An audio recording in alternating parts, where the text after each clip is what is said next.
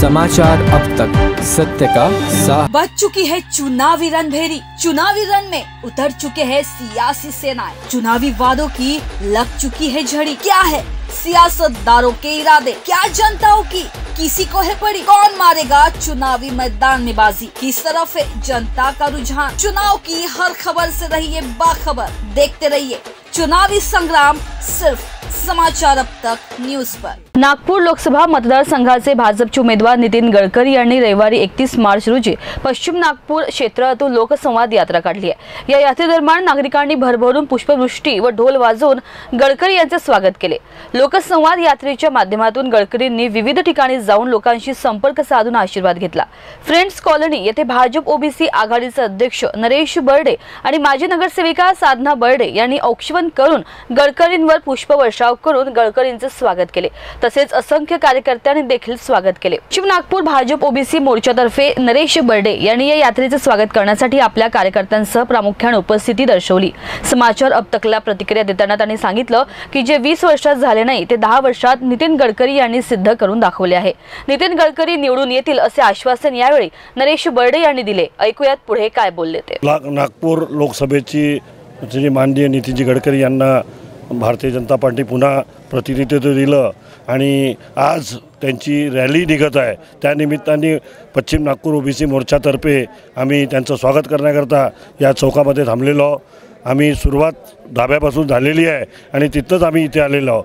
मला पूर्ण आश्वासन आहे की गडकरी साहेबांनी जे 10 वर्ष कामं केले आहे, ज्या नागपूर शहराचा चेहरामेहरा बदलवून टाकलेला आहे, जे कधी 20 वर्षात झालं नाही ते त्यांनी 10 वर्षात करून आलं आहे। जसं की मेट्रो ट्रेन आहे, सिमेंटचे रोड आहेत, फ्लायओव्हर आहे, नंतर फाउंटेन आहे फुटारा तलावामध्ये आणि अशा प्रकारचे खासदार क्रीडा महोत्सव, खासदार सांस्कृतिक महोत्सव, अशा प्रकारचे सर्वांगीण नागपूर शहराचा विकास करणारे एकमेव खासदार श्री नितीनजी गडकरी हे आता निवडणूक लढत आहे आणि मी भारतीय जनता पक्षाच्या ओबीसी मोर्चातर्फे त्याने संपूर्णपणे आम्ही त्याच्या पाठीशी लागलेला प्रत्येक बूथावर 60% मतदान झालं पाहिजे या दृष्टिकोनातून आम्ही प्रयत्न करत आहे आणि आज त्याच्या स्वागतासाठी आम्ही इथे सगळे गोळा झाला। मी त्यांना अधिक मतांनी या तिसऱ्यांदा लोकसभेचे निवडून येईल असे मी आश्वासित करतो आणि त्यांना निवडून येईल शुभेच्छा देतो। माजी नगरसेविका साधना बर्डे आणि गडकरींच्या विकास कामांची रूपरेषा समाचार अब तकला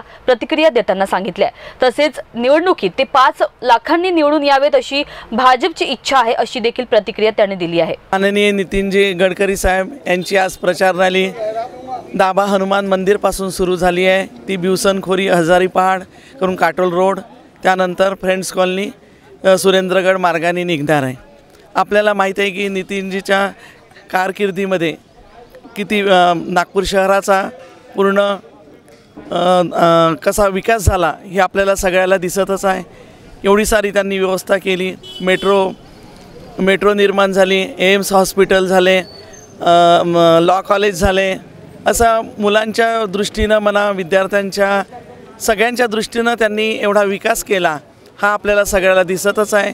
आणि यावेळेला त्यांची 3री टर्म आहे। या टर्मला भरघोष मतांनी कमीत कमी 5 लाखांनी ते निवडून आले पाहिजे अशी आमच्या सर्व भारतीय जनता पार्टीची इच्छा आहे आणि त्या ताकदीने आम्ही सगळे लागलेले आहे।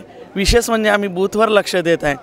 बूथवर जर आपलं मतदान 60% झालं, बूथच्या लोकांनी मतदान केलं तर निश्चितच आपला हा 5 लाखाचा जे टार्गेट आहे तो पूर्ण होईल आणि आम्ही पूर्ण ताकदीनं त्यांच्या प्रचारासाठी लागलेलो आहे। लोकसंवाद यात्रेत पोलिसांचा तगडा बंदोबस्त पाहायला मिळाला। जय श्रीरामच्या घोषणांनी कार्यकर्त्यांनी दुचाकीवर बसून या यात्रेत सहभाग घेतला।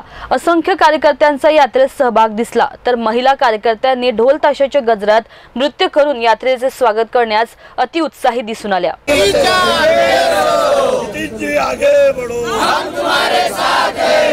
समाचार पत्रसाठी रिंकू पांतावणेची रिपोर्ट, नागपूर।